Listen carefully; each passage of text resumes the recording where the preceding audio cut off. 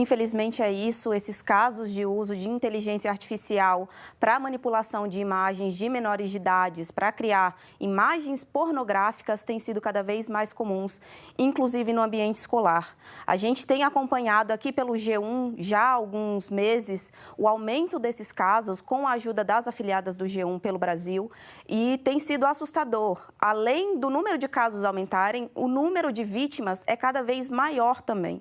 Então, a gente teve um caso registrado no ano passado no Rio de Janeiro, eram 20 alunas, mais ou menos 20 alunas que foram vítimas desse tipo de montagem.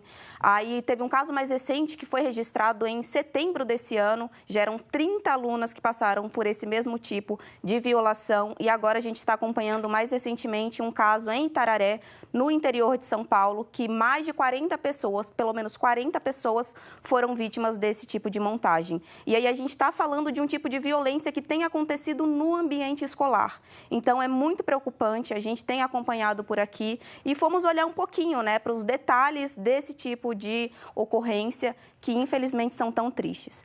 A gente está falando aqui de uma maioria de vítimas que tem de 13 a 17 anos, né, de escolas que não estão preparadas para lidar com esse tipo de violência e do uso da inteligência artificial, que tem sido um artifício tão recente, tão novo, para coisas tão maléficas quanto essa, né? Então, a gente precisa ficar de olho nesse tipo de coisa, só que, infelizmente, a gente não sabe ainda onde que isso vai levar. Estamos acompanhando por aqui.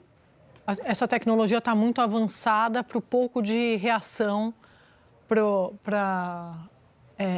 a reação está aquém da tecnologia avançada. A sociedade não está sabendo, não está reconhecendo e nem sabe como lidar, Flávia, com esse tipo de situação.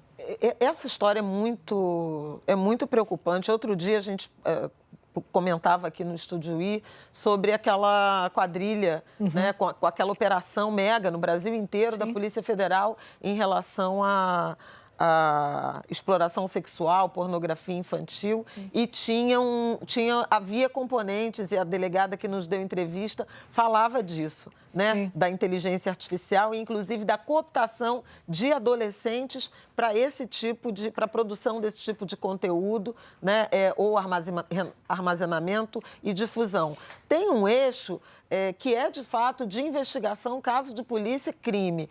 Outro eixo que tem a ver com educação, papel de família, de escolas, em relação a alertar, sobretudo os adolescentes, em relação a esses perigos de serem cooptados e de, eventualmente, sem ter noção da gravidade do que eles estão produzindo, de fato, produzirem esse tipo de conteúdo e se tornarem criminosos. É um problema muito grave e acho que envolve Ministério da Educação também, afora a polícia, envolve política pública de educação, Sadia.